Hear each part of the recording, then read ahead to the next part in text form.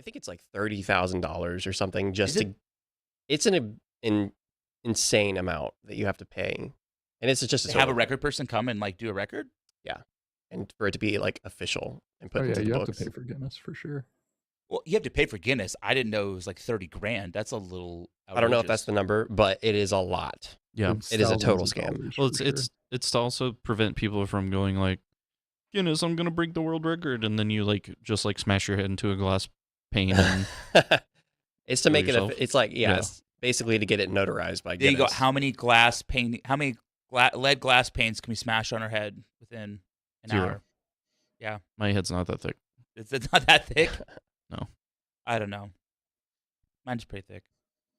You can try it. We're here. We're live. We're doing We're the thing. live. We're episode 5. Why do I always think we're like one episode further than where we are? Because we did a few. It's brainworms. It's the brainworms. Yeah. We did a few tester It's all episodes. the eating on that lead, the lead plates. Yeah. I guess that's finally coming.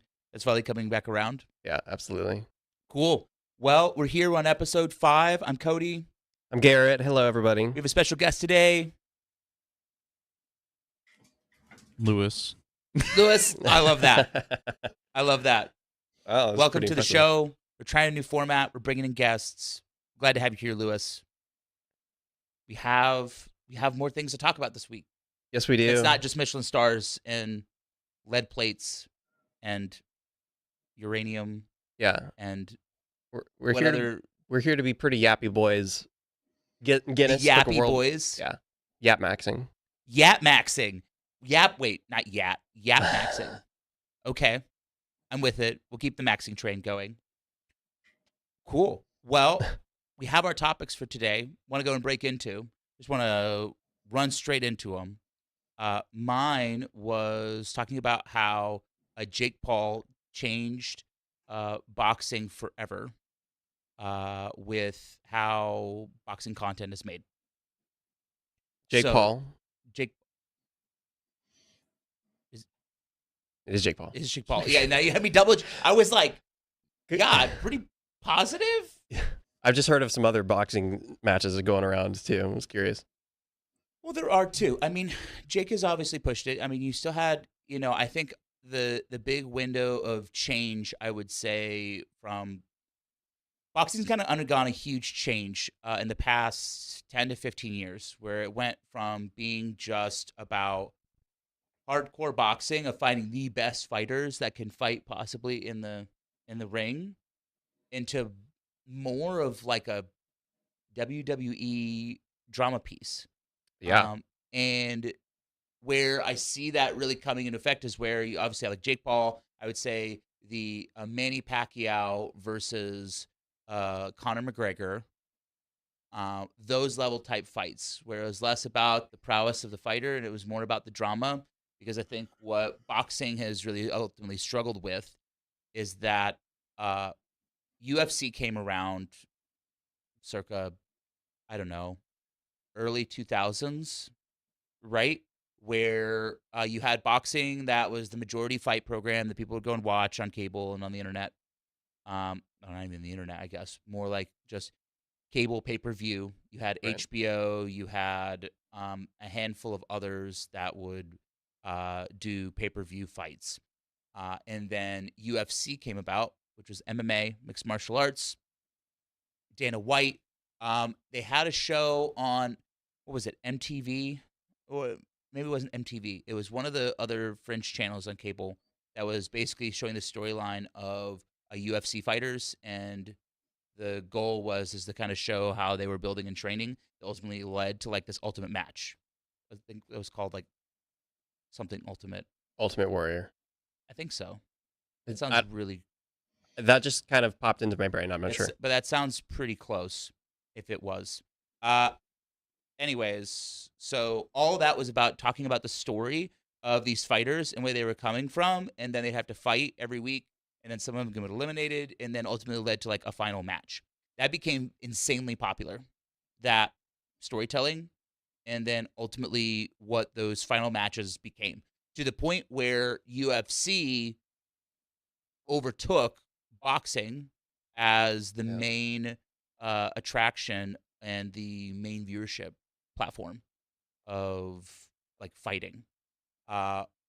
Boxing has been struggling to compete for a long time after that.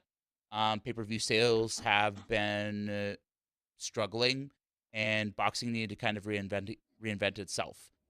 So what they were really trying to go after is what they felt that people would ultimately watch. So when you have someone like a Manny Pacquiao, who is one of the best UFC fighters, right? And then you have Conor McGregor, who I guess is another UFC. Well, no, I'm sorry.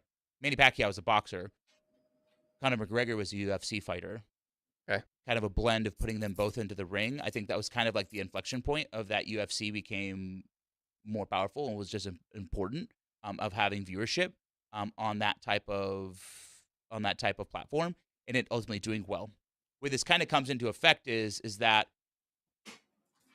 they started pulling fighters from other disciplines and bringing that into fighting.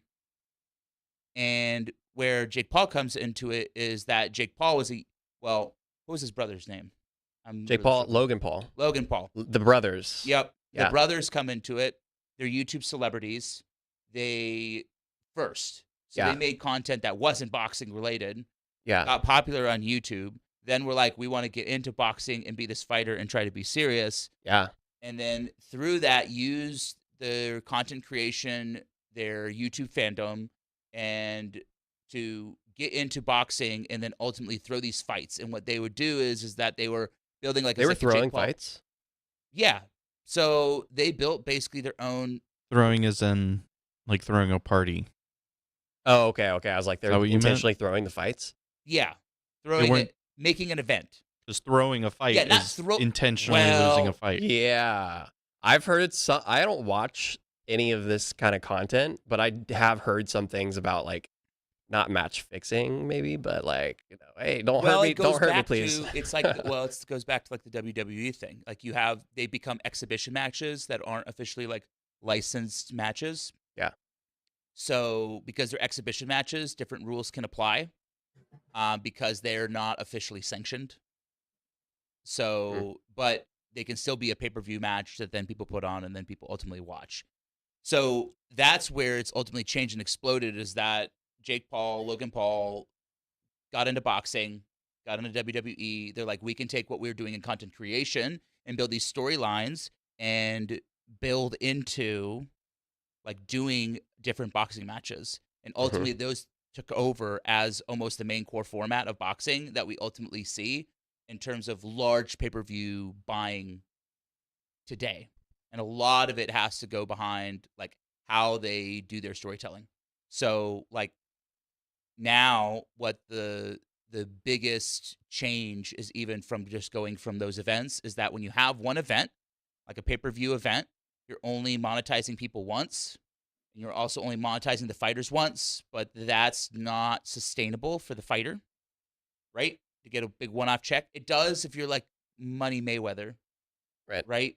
Where has some ridiculous fees for his fights, but when you watch the fights are all, generally okay. They're not crazy. What fighters are ultimately struggling with is trying to make fighting sustainable, and the way that they're doing that now is through IRL content. Oh, okay. And extra content. So if you look at like Rampage Jackson, who doesn't even go and fight anymore. Yeah. But he has a pretty lucrative kick following that follow him now, and he does IRL content everywhere. Where ultimately it ends up leading is holy crap, he's jacked. Yeah, Rampage Jackson. Oh, dude, he's from UFC though, MMA. Yeah. Yeah. But what they end up doing is that they move into into IRL in order to have content, because ultimately a fight gets you a payout on one day. Streaming content gets you a payout every day. So they can continue to stream. They can build their following of people who are already watching them and have watched their fights and want to get more access to them. So a lot of the storytelling that we're seeing now is these Logan Pauls, Jake Pauls, Rampage Jacksons, those type that are ultimately doing IRL streaming and building content around their persona and what they're doing that ultimately builds up into these fights that actually builds more pay-per-view, regardless of whether the fight is officially sanctioned or not. Mm-hmm. That ultimately builds higher viewership and more money for them because people are more interested in the drama of it, kind of like a WWE, than they are about like the prowess of the fighters.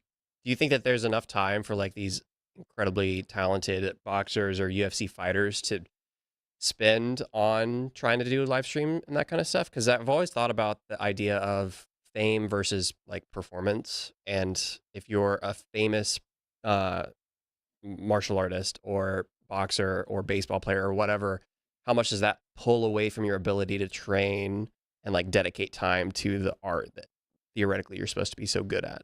I think it's like a middle ground on it. I think a lot of these people, they're training a lot, but they're playing video games in their spare time. They're going and they're hanging out in their spare time. Mm-hmm. I think that it's ultimately capitalizing on that.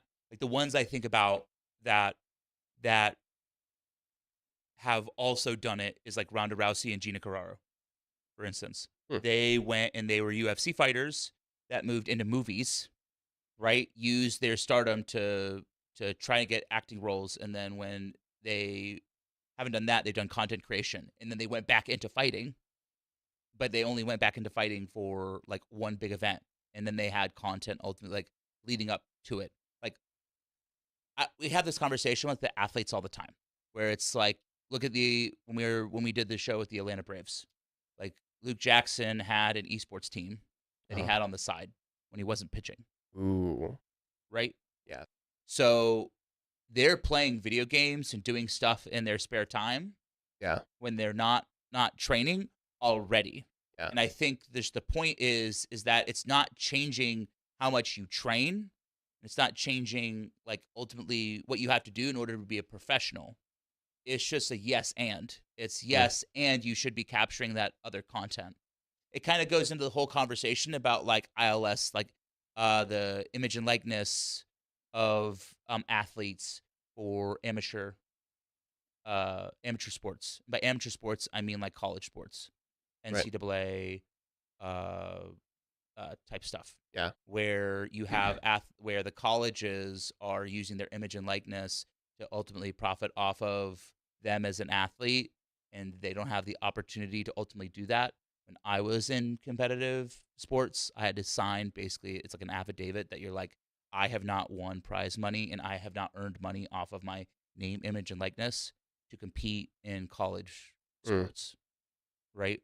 When I was like a competitive shooter. So where that's now changed is that there's a lot more power in social media than ever before, and that these athletes can ultimately earn income on their image and likeness and performance than they could. So why not do it? That, I guess that would be that's my take, is that it's like, well, so here's a question, because I don't have the answer to this, but what I'm hearing is like they're already spending this amount of time training, and then they're like playing video games on the side, so the video games don't affect their training. But if you're then monetizing the side, I feel like there'd be a concern that then also the hobby becomes work, and then you're doing nothing but working, and like you don't actually have free time, hobby time, because you're monetizing also your hobby time. So then all of it's like you're on at all times. Is that not like probably a pretty big downside for most people? Some people, they thrive on that. Like there's that small percentage that's just like, yeah, I always want to be working. I don't ever want to not be working. But I feel like that's a pretty big downside. Sure. I mean, I think because they can't cut back the training schedule. So the only time they have to do this is their free time. I think it's for someone who's like a boxer or a fighter. We'll go back to that, where they only have one fight that they're ultimately training for. That's, one day a year or however many fights. So I'm going to say maybe, let's say 4 fights that they have that are ultimately big. And the rest of the time is training. Like people need to see content in between those fights. And ultimately the best way to build it up is after your training time. So I think there is some level of like having to quote unquote be on if you want other revenue opportunities to come in. And I'm not going and saying that it's okay to be on all the time. I think that you need to have healthy breaks in anything that you do. But I think that it's ultimately striking the balance in between, like, if you have this opportunity, you can make more money if you want to make more money. No one's forcing you to go and do it. But the storytelling ultimately builds you a higher fandom. And then when your fighting career is over, then you have more opportunities beyond your fighting career than to lean on. So it's like Rampage Jackson's a good example. He doesn't fight anymore. He just does IRL content where he hangs out and on boats and goes to fights and other stuff, and people follow him for that. It's like T-Pain, who was a musician first and a rapper, and then rebranded himself completely, and now he makes more money in gaming than he ever did on his music. And now he's having another rebirth. He's now this huge dubstep bass artist, like Shaq. Yeah. Right? And Shaq's I was going to another mention good Shaq example. is a great example of somebody that's taken their likeness and just gone. Well, Shaq is like the master of it. Yeah. That's like a master class in itself, where they consider him the world's most endorsed man, where he will endorse literally any brand and anything and put his ILS on anything so that he can make a buck. And it worked well for him because he was very like business focused on that. And now his brand has expanded well beyond him being a basketball player. Like, people don't know him as that. They're known as him selling printers and get on the general to save some time. And, or those gummies, the Shaq faces that are on those gummies. Yeah, or now he, headlines music festivals like Shaqalicious is what it's called. DJ Diesel. Yeah, DJ Diesel. Oh, really? Yeah, that's what Whoa. his DJ name is. He goes to like Lost Lands. He actually headlines it. Like, one of the segments that we did for one of our shows was like working with him and hanging out before his set at Imagine. So I think it just kind of goes to show is that if you don't have to invest in it if you don't want to. If that is to your point, Lewis, if that's to your point, Lewis, a peace of mind that you ultimately want, that you want to have an off switch, you can have an off switch. I think the plight of the athlete really is that you have a finite life on your ability to be an athlete, whether it's in esports, whether it's in sports, whether it's in anything where you're having to be competitive. There are new entrants always coming in, so you will wash out at some point. It's important to invest in yourself. That is something that is your own personal brand that you can take with you no matter where you are, where you go, that then sticks with you, that you can ultimately monetize after your best days are gone. Yeah. What about, so an interesting kind of scenario that I've seen coming up over the past 4 or 5 years is people seeking out kind of like these exhibition matches similar to Jake and Logan Paul that aren't from that background. So you're suggesting that it's that's these why I am athletes should be, trying to capitalize on their ability while they can, because it's going to go away. Yeah. And you might as well get as much as you can, get that bag. And then, do the Shaq route maybe, where you go into commentation, and then you can then sell your likeness and make a bigger bank. But what I'm trying to understand is, do you guys think it's a good avenue for a content creator, like just a normal Joe Schmo? One person that comes to mind is like a Michael Reeves, for instance, who he played in the Creator Clash, which is a huge boxing event that happened for creators, like online content creation guys. Sure. Guys and gals. So do you guys think that that's also something that should be kind of massaged, and people should try to look into doing more events like that? Or like creator boxing? Yeah, because it's like the same spectacle. Yeah. Have you not heard of this? Yeah, no, I have. I mean, yeah, it's I think the whole thing is like trying to garner attention and get eyes on you, and one of the biggest ways to do that is to literally fight somebody, right? So sure, but I don't think it has to just be fighting. Okay. Like, I think that and I think that's kind of what we're seeing in the creator space. And I mean, obviously, you guys jump in on this, but we're seeing a lot of that stuff happening now. I remember there was a creator who did a racing competition a couple of years ago where they the whole essence of it was that they had like 20 creators work with a driver and train on how to be F1 drivers, and then they all put them in like an F1 rally, and that happened in Europe. And then they did a live stream of that, and that did particularly well. I think the ones I think of is chess boxing that has its own audience that people go and follow. I've seen Ludwig have his own like Olympic games that he ultimately has built. I've seen pickleball, especially with creators, become insanely popular over the last couple years.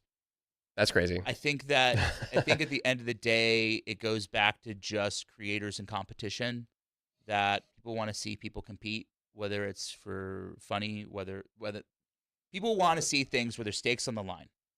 Yeah. All the time, where there's some type of implication involved.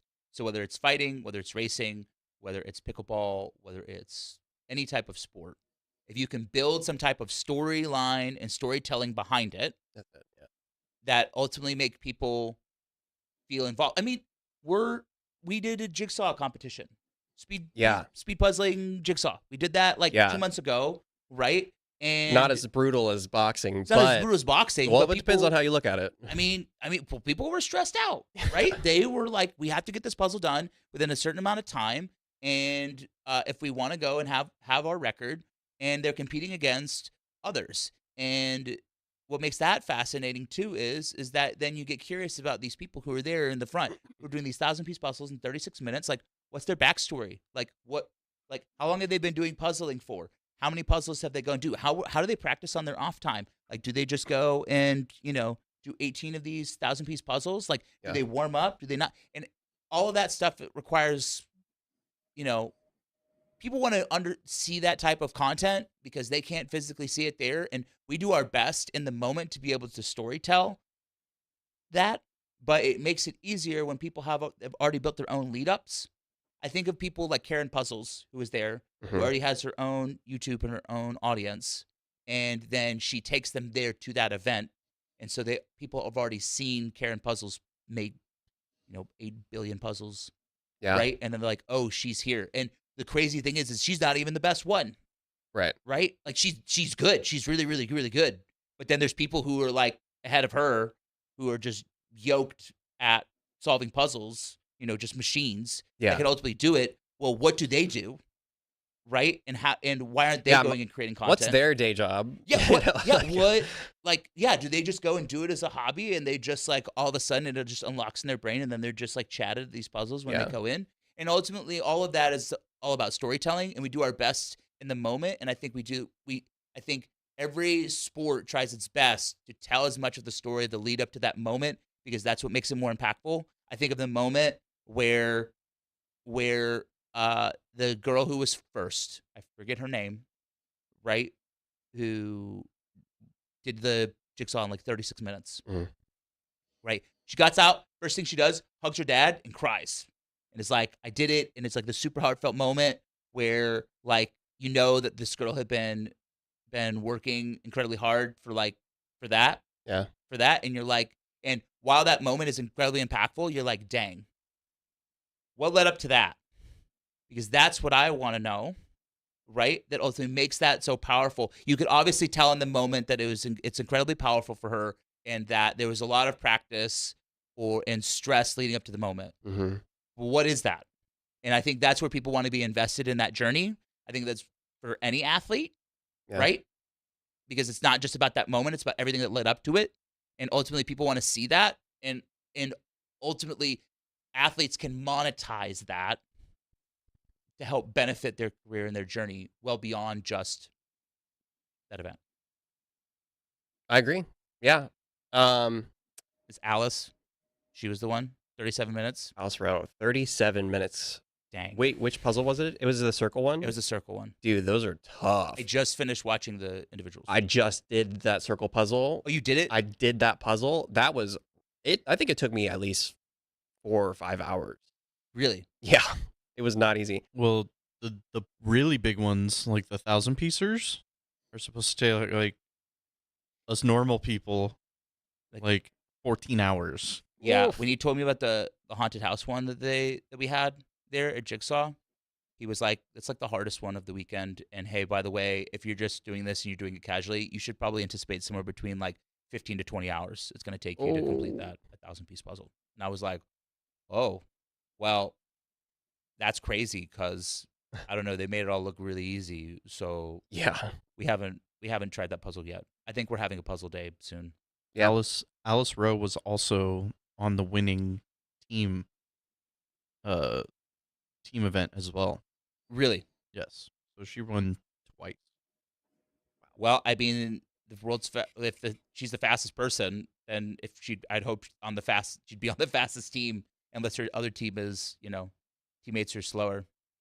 She's the fastest person allowed to compete in individuals.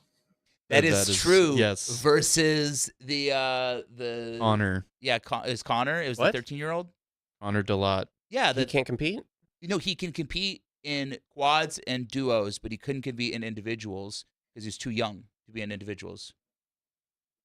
And then you get into the 316. meta of this puzzle solving sphere where they've got like the people that are really good at visualizing the certain colors and how they fit together, shapes. and they sort them properly so that then the ring player can come in and like actually connect them together. And then you got the other guys who are like they just understand how they're actually cut, like the pieces themselves, the shapes they're cut, like the print stampers or whatever they can visualize how they just fit together. They don't even need to see. That's what was craziest part. Was I when the kid know. who was just like this, just I'm gonna stare at the camera It's when I do this. incredible. Wasn't even, he just felt the pieces and he was just sitting there like putting the pieces down, and his family was just like feeding him pieces. Just Yeah. like, that part was crazy. It is crazy, Yeah, I was to say not the ready least. I was not ready for that level. It was awesome. of puzzle It's truly awesome. intensity. Yeah. Yeah. I mean, for real, it's a spectacle. And I agree, it's the storyline that really kind of like is the vein between all of these things. If it's a content creator or if it's a professional that's really good at boxing, it's just like following them in their journey Yeah. to get to the point where they hopefully can win and overcome whoever they're competing against. Yeah, I think it just comes. I think where we're coming to this like interesting inflection point, and it's especially happening in boxing right now, is that drama versus just competition. Where it's like, I think there was a harder sport that came out, UFC. It ultimately took over where boxing that stayed, but boxing has to have some level of drama still associated with it for people to be involved.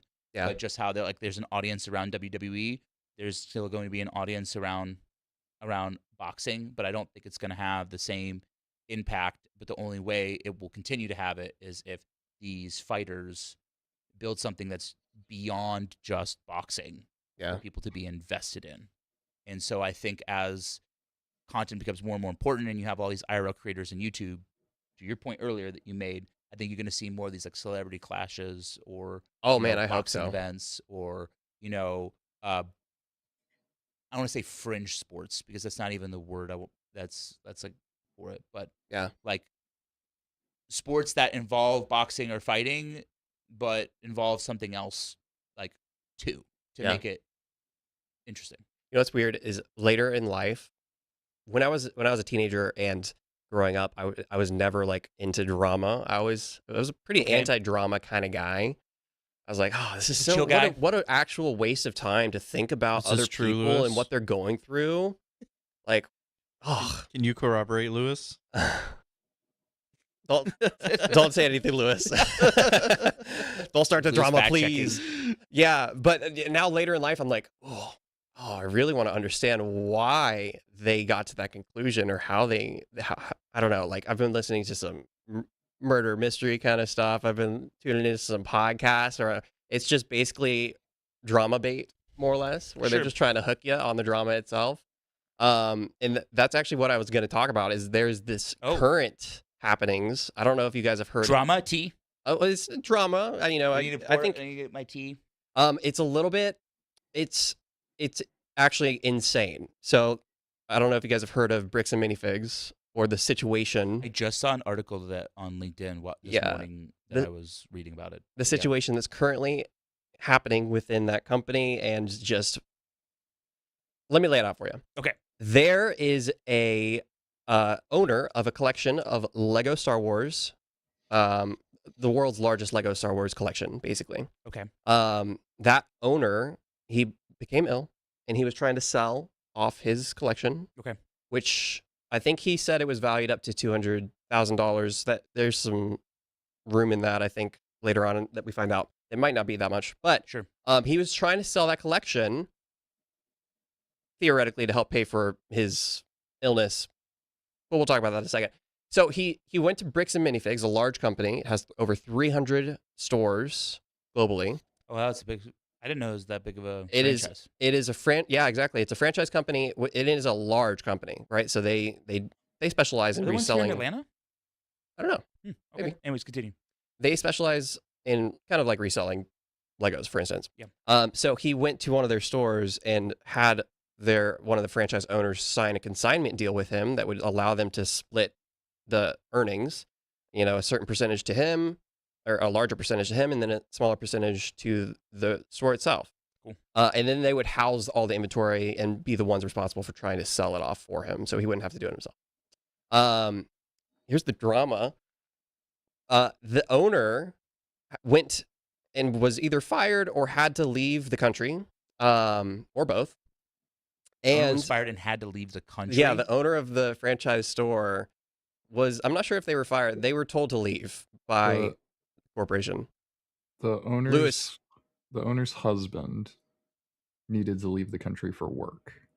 So they, as a couple, were going to leave the country and were like, we're going to sell the franchise. So then corporate came in, and rather than like a clean process, they were like, oh, you're leaving, get out.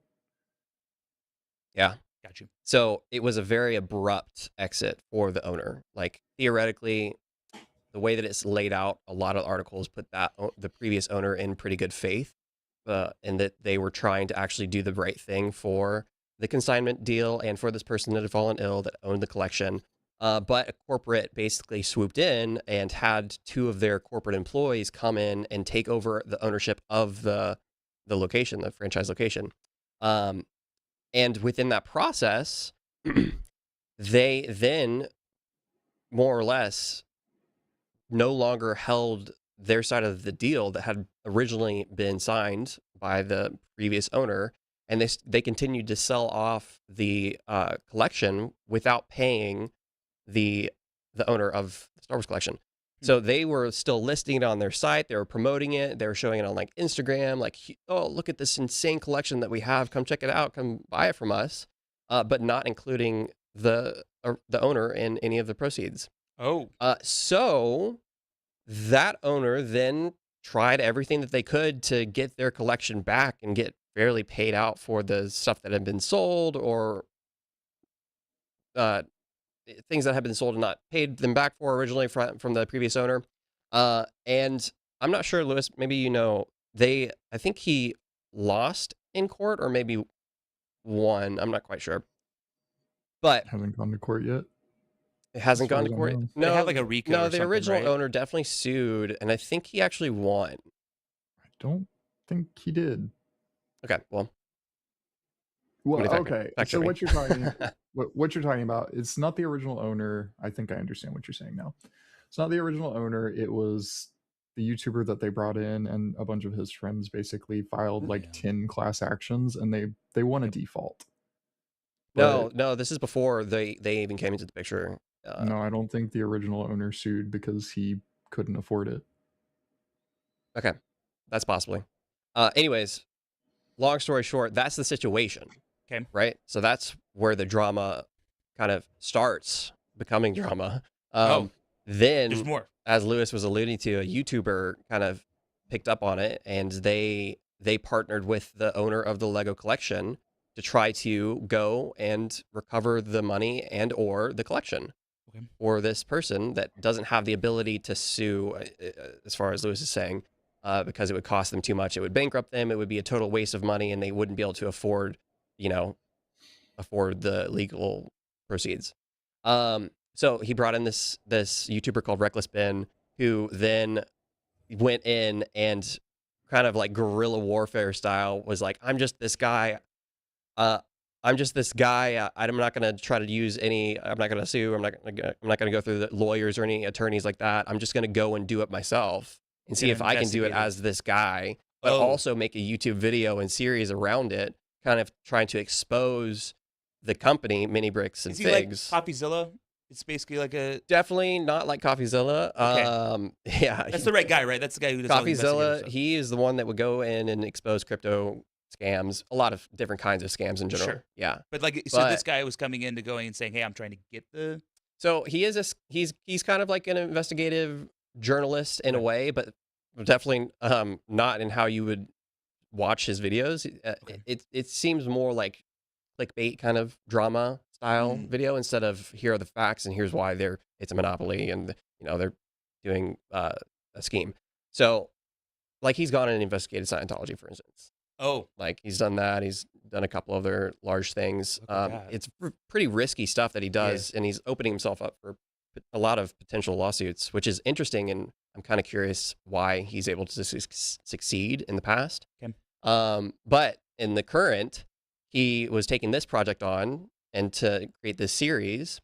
So he went into this company, he tried to get them to give the money back. He did all these different things. All said and done, he was trying to serve them some legal paperwork for, I think, a couple instances of small claims court, basically saying, hey, you've been served, you owe us this money. It was a default judgment by the court system, so you actually have to pay us this money. And within that process, he was arrested by the police. So the new owners of the franchise had caught on to what had been going on and that he was trying to create these videos around this entire drama. And they had actually started working with the local police department and finding and scheming of ways to get them arrested and charged and put in prison so they couldn't continue to create the video content. Wow. Like basically trying to figure out a way to gag order them in a way. So right now, Reckless Ben, he's in an unknown location, but he says he's in Mexico because he has warrants out for his arrest. Oh my God. Because they were able to, it's debatable if it's fabricated or not. Like they were able to find ways of illegal activity, quote unquote illegal activity like harassment, stalking, that kind of stuff, and pin it on him so that he has to go to court. He has to pay for damages and legal fees and all that kind of stuff. So right now, that's the current situation we're in with them. They actually started a GoFundMe because he's like, look, if I can't get the money back from them, maybe I can crowdsource it and give this dying guy, some money for his family. So they started out trying to get $200,000 just to, cover what they thought they estimated the actual value of the Legos were. And then that just kept going up and up and up and up, and everything started going more and more and more viral. And the crowdfunding turned all the way into something that was like double. It's at least 400,000 plus. That's what I was reading. Previously. But because of Reckless Ben going out and kind of like doing all of this stuff and basically having an entire multi-$100 million company looking at him through a scope and trying to figure out any possible way to stop him, they have more or less succeeded, and they've even gotten this GoFundMe completely taken down. Really? They've started trying to target his methods of income so he can't keep doing this at all, like his Patreon. They tried to get his Patreon taken down. They've gone full in. Because Reckless Ben is doing it all, not the owner. Not the previous owner. The previous owner. Right. So so Reckless Ben is doing all this, and he's trying to do it right. The owner hasn't done any of this, but now the company's trying to shut down all of the creators' monetization opportunities, attempt to like make whole the... Exactly. Because they know that if he doesn't have income, there's no possibility of him trying to fight this in court, more or less. It's just going to bankrupt him. A lot of his friends have become involved within the legalities of things. And with that, they would possibly be liable for legal fees and being sued, that kind of stuff as well. I think up to 10 of his friends are also now unfortunately involved, but they agreed to it. So I don't know if it's unfortunate or not, but yeah, that's the current state. Is he's hiding. He's got a 3-part series, but he can't even release the 3rd video right now because a judge has agreed to more or less a gag order where he can't post, he can't talk, he can't do anything. He can't go towards the business. He can't call people. He can't make any content around the company whatsoever because of the current legal proceedings. So right now it's in total limbo because they've already taken down the GoFundMe where the $400,000 were already raised to be given. How is that possible? I don't know. It is an interesting predicament. I've never seen anything like this. Because I mean, you can make a GoFundMe for anything, and I mean, if they wanted to shut that down, the original owner could potentially just pick it up, and then it just goes directly to him. So, well, it was Reckless Ben that created it, and his idea was that I'm gonna make this. I'm gonna just buy him out of the Lego set, and I'll be the owner of the Lego set, so I can be the one to fight it out in court if I need to. Sure. So I mean, he could just give him the money, though. He could even have the Legos. Looks like the GoFundMe's there. Okay, it's brought back. Yeah, So it wasn't yesterday. So it's back today, I guess. Well, I'd seen it. What I had read about was that Dextero broke the story because at the time it was Reckless Ben only had like 60,000 views on it, and then Dextero honed in on it and then talked about it, and then it blew up in terms of virality, and then it's kind of started all these other chains of events. Yeah, I had heard that the original franchise location of the store is now closed. Yeah, that's one of the ways that they've tried to skirt around paying him for. So he won in small claims court. He basically got 10 of his friends to purchase some Lego sets for $10,000 each. So 10 friends for $10,000 each purchased Legos from the owner of the collection, and they got it notarized. So it's a legally binding agreement that they are now the owners of the Lego sets. But then because those sets are held in Bricks and Minifigs store, and they basically have stolen property, they can't get what they've paid for. So then they go to small claims court for up to $10,000 each. So that's $100,000 now in small claims court, theoretically, that is then required to be paid by Bricks and Minifigs. One of the ways that they're trying to skirt around doing that is by closing the store that they were trying to sue in small claims court. So they've completely closed it down. I think it's permanently closed currently. And it's a pretty large PR disaster just altogether for this company. Like the way that they've gone about handling the situation, it's a tough one because we as a live streaming company have seen a lot of aggression and just like people looking to find the most viral moment no matter what it takes. Like within IRL live streaming, for instance, where somebody just kind of walks up to you, points a camera in your face and starts asking you hard-hitting or annoying or whatever it takes questions to get a clip out of you. Yeah. This is not uncommon, and this is the same idea and style as what he's going for when he's creating his videos. It's very shock value. He showed up in a Speedo in front of the in front of the store. He had planned to show all of his friends were going to show up in Speedos and just like make fun of the situation. It's more like public embarrassment. Yeah, so it's like I get why they are so against letting Reckless Ben kind of win. Like as a company, I understand why Bricks and Minifigs are like, this guy can't be allowed to do this. He's tarnishing our reputation, and it's not us. It's this one franchise store that did this consignment deal, which they claim is not something that they do anymore. And we can't let this one YouTuber win and tarnish our reputation as a company. But isn't that when you step in as a corporate and you go, hey, you're our franchise, you are under us, you should, because McDonald's, it's a legally binding contract. Yeah, anybody can do that. Like there was at one point a Burger King in like LA that was serving like wings and like random food like fried rice and stuff, and then Burger King had to step in and go, we are the owner of your name. Well, they can pull the franchise. They can pull your franchise license. However, if he has like a binding agreement. Yeah, this is where it gets really squirrely, guys, is the consignment agreement.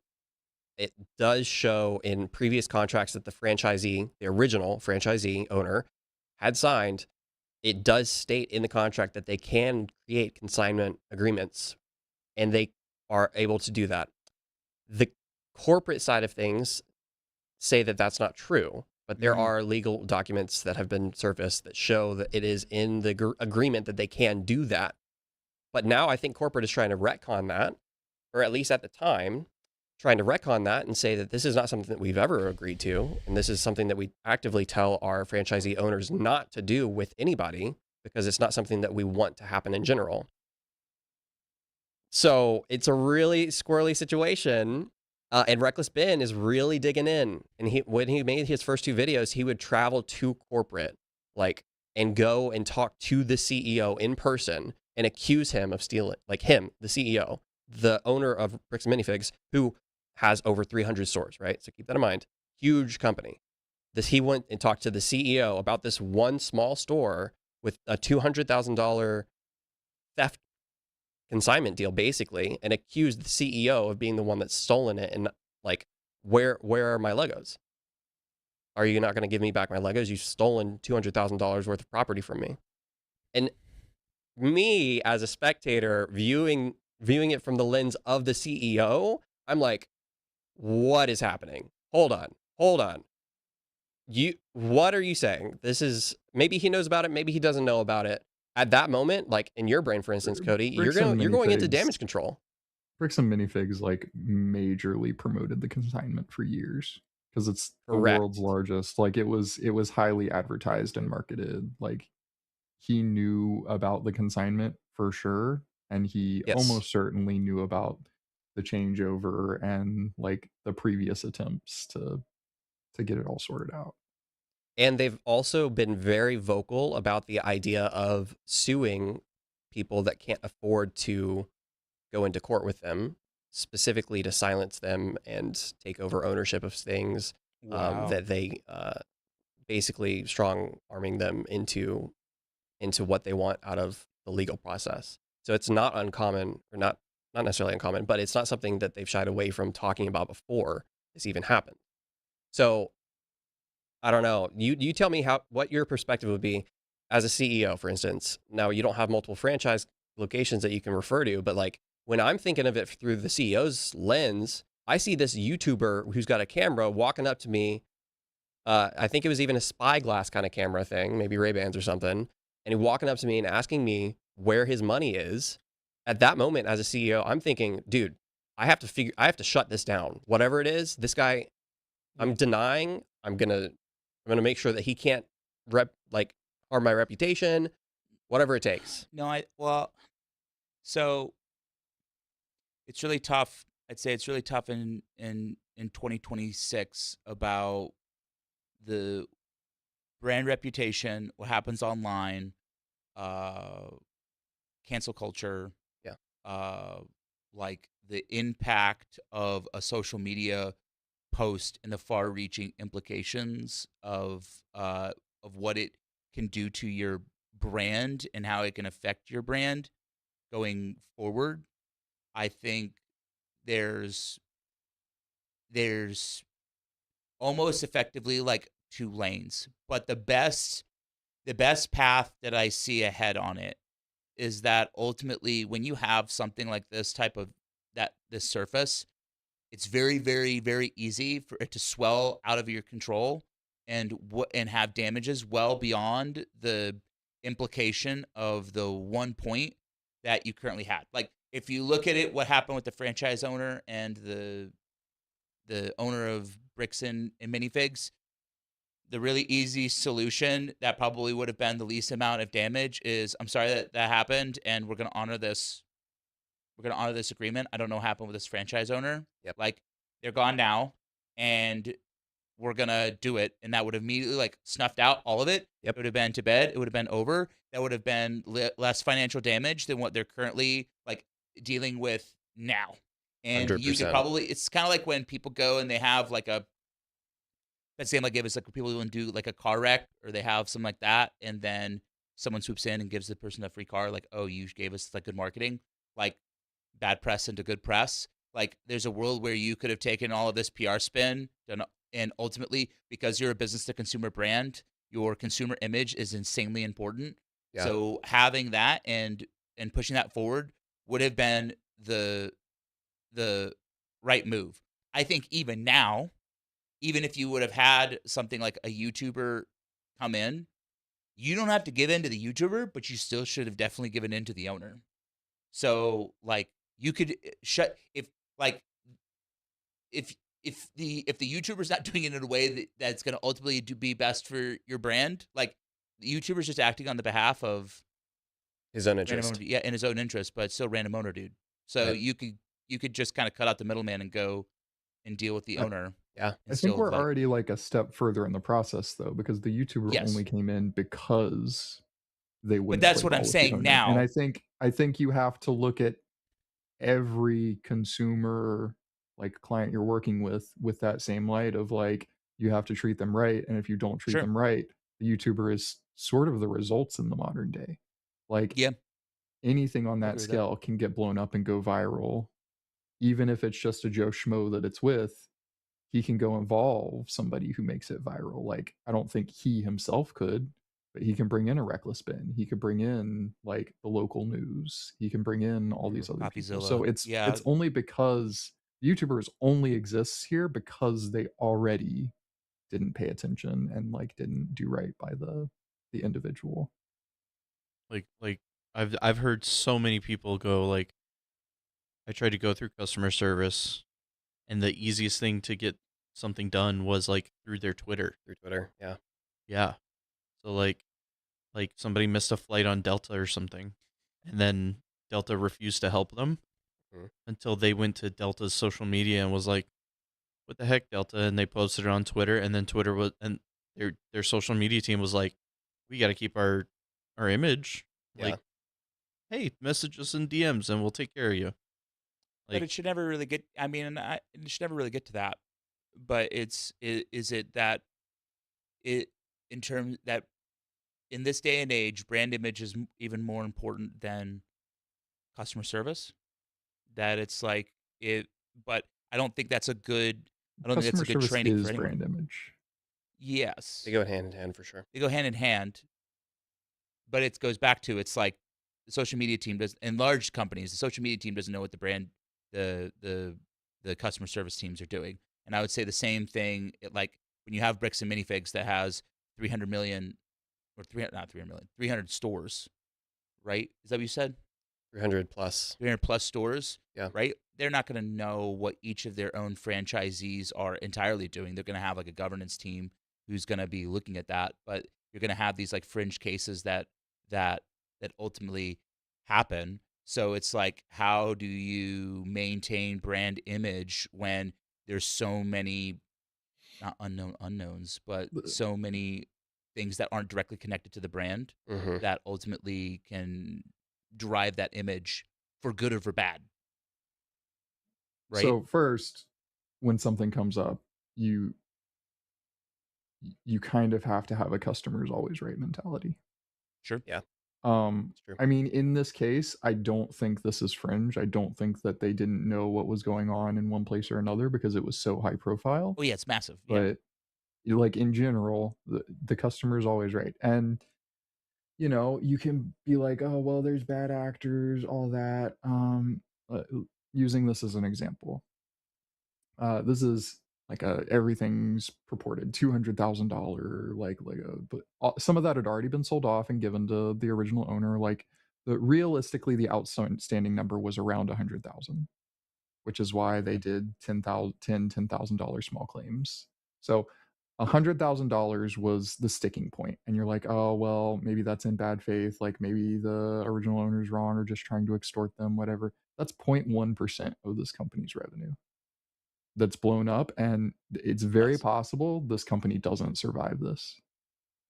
Like The this is a the company, 95 the total million company. there's a $95 million company that had a very I what seems from the outside a very legitimate claim against them, and weren't willing. Like they could have made it go away for less than $100,000. They could have Yep. made it go away for probably like $60,000. Like Yep. that's less than 0.1% revenue. And revenue's not all just like spendable cash or anything like that, but Sure. this is something that they could have fixed. It's something that corporate could have looked at and been like, we care about how our customers feel and how we look, and the customer's always right, and like we need to treat this as though like this is a even before any of the controversy, this was a very high profile consignment. Like it was in the news for years. Like particularly locally, but even just company wide. And beyond company wide. Lego is a very big niche. And there's a lot of like content in the Lego space. There's a ton of content creators. Like this was known. This was a thing. It was a thing in the niche, but it was a thing. So like I just yeah, I feel like they had to take it seriously from the beginning, and their mentality was bully, strong arm. You can't afford to do anything, and because you can't afford to do anything, we can do whatever we want. And like they're reaping what they've sowed. Sure. Yeah. IRL creators blowing things up, Yeah. making things happen. Yeah, for real. Yep. The strong arm of justice. The truth-seeking vigilantes of our world, IRL People's creators. champion. People's People- people. you- The YouTube's the people's champion. Within the next 5 years, there's probably gonna, because this isn't really what Reckless Ben does, but there's gonna be a genre of creator that's just like they exist to Investigative journalism. champion like consumers. I think so. champion. Like, Well, now there's that already this government's been like defunded, got gutted, the Consumer Protection Bureau. oh, I don't know. Yeah, they got gutted, and so to that point, yeah, The BBB. So it's gonna be Better even Business more Bureau? court of no, No? Consumer Protections. it's gonna Basically, be it's even more court of public opinion and like Yep. individual creators championing and like pushing things that courts are too slow or too expensive to deal with until there's systematic change, which will be slow if ever. Like people are going to take other routes, and I think there's probably going to be a genre of entertainment that starts to build around that. Tyler Riviera. You guys know about him? On YouTube? Not a great, in my opinion, guy.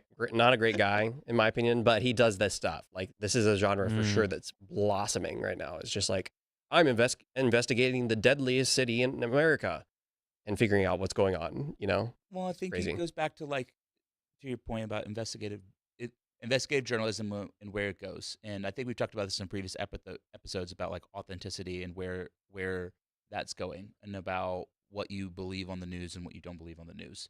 And I think that to Lewis's point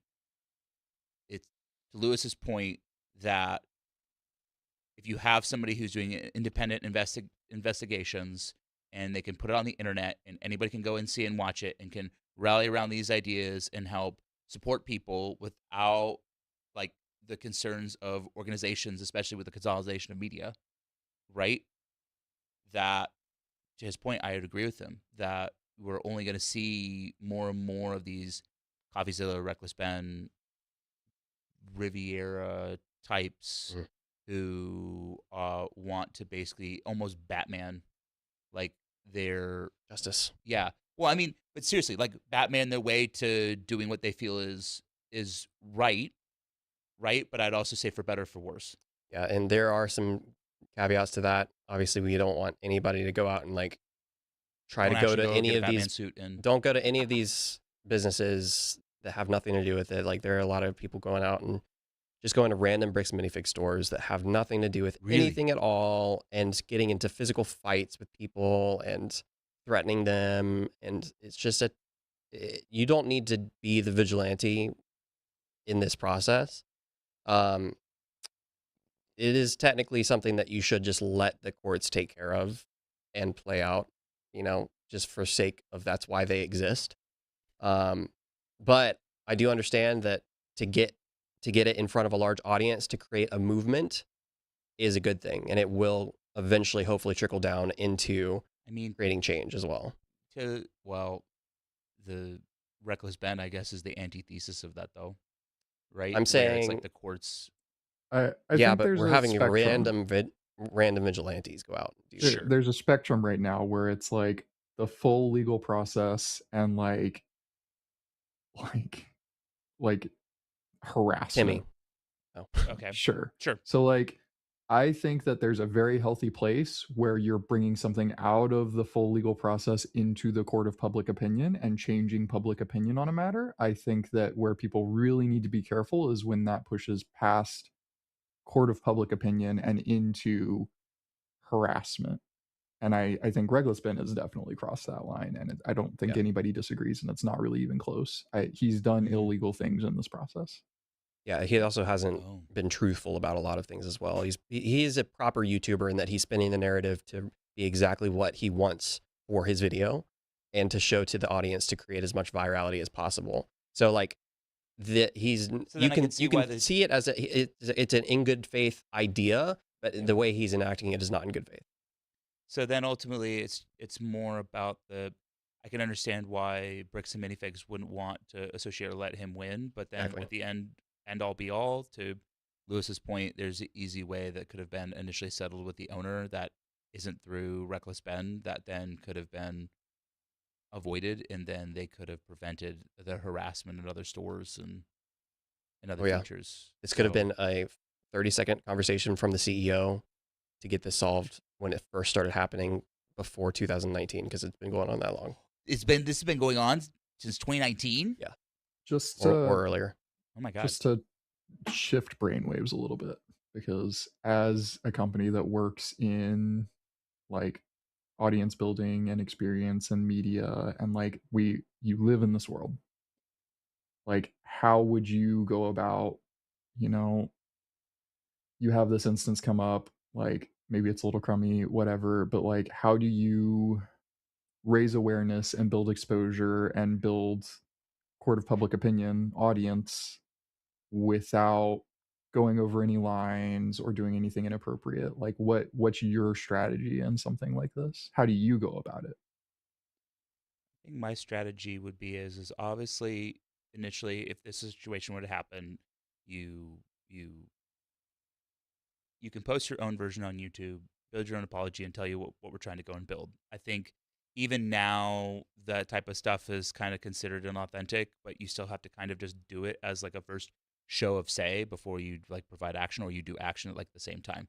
I think there's a world where in this there's a missed opportunity from Bricks and Minifigs, even when this hype happened, to ultimately build content to help out the owner specifically, whether or not it's like showcasing the content or building their own GoFundMe, Yeah. right? Or their own Patreon in which they invest and make content, and the proceeds go to helping this guy fight his disease, right? That was originally why he did it. I mean, and the reason for why it happened doesn't matter. It's still stolen property. So yeah. The idea is that then you can compensate him. It's like a yes and. You can compensate him, and then you can also create content around it to help build positive influence, that you're helping out this person who's obviously a fan of your store enough to go and consign his super expensive, uber gigantic collection of Star Wars Legos that then could have ultimately, the proceeds could have helped him out. And then that would have probably increased sales and then increased appreciation for the brand. I think still the irony is they could even do that now. Like there's nothing, I think where the missed mark is that no matter how deep in the hole you are, like you could still do, well, I don't know, they're pretty deep in now, but like you could still build that content and start building that ship right to reverse the damage, but your ability or inability to face public opinion right now is damaging, and every day that you don't is even more damaging. So I guess where I think the answer to your question, Lewis, is the way I see it is that you have to start pushing out your own content on the subject, and then you have to start trying to ultimately benefit to where the problem is. So I think there's content that could be made around the Lego Star Wars kit. I think there's content that could be made around the owner. I think there's ways that you could be bringing awareness. I think you could still have your GoFundMes. You could fund it yourself. Yeah. You could publicly make content around doing that. I think all of that, when you're dealing with the court of public opinion, becomes the area where you have to like come back at in order to die down the onslaught, because it's just going to get worse the longer you hold out. And you know what? You could even go as far as to say what a huge win this could be for a company like Lego if they were to step in and create some kind of really fun event, Like Lego proper. like Lego proper. Well, if you saw like and Patreon, refilling his collection, and maybe even making it world's largest Lego Star Wars collection in existence. That would be a huge PR win for that company too, and it would benefit the original owner. Well, that's where I see like Patreon hopped in. I don't know if you saw that. Yeah. Where they helped fund a Patreon for the guy. I think his Patreon was getting asked to be taken down legally, and Patreon was like, "No, we're not taking it down. We can fight you in court." The problem there was that Patreon wasn't being asked to take it down legally. Ben was being asked to take it down, and then Patreon was sent Ben's takedown order from the court, and Patreon's like, that's not us. That's not legally for us. So it was never actually like, nothing legal was ever actually directed at Patreon. It was just like a sneaky, hey, here's this legal document aimed at Ben. I'm going to send it to Patreon and be like, hey, you should do this. And they were like, screw you. Yeah, but they were also like nice and said, we will fight you in court if you try to do anything about this. Yeah. Sure. Even if they can't do that. Yeah. But I mean, there are different ways to turn the situation around on the side of all parties, to be honest. Maybe not the new franchise owners that don't work there anymore. They were let go, I believe, or at least left. That might be the hardest one to try to turn around. But I could see a world where Bricks and Minifigs can recover if they go about things the right way. I could definitely see a world where the original owner can recover and recoup the cost and or inventory. And then Reckless Ben, that's the toughest one because there are lines that he stepped over that could land him in jail. So at this point, it's more him having to fight within the legal system. But either way, I think public opinion of him is going to remain positive. So I think the conclusion or the like to tie it in a bow is that when you have like a court of public opinion and you have content that's being put out there, you have to put content out there in order for that public opinion to die down, and it has to be like supportive of people's concerns. You can't ultimately dismiss them, and I think that that's where kind of the crux of the problem is that like by ignoring your online audience has become so important to success of businesses now that it may be easy to ignore, but then will become something you'll regret. Totally agree.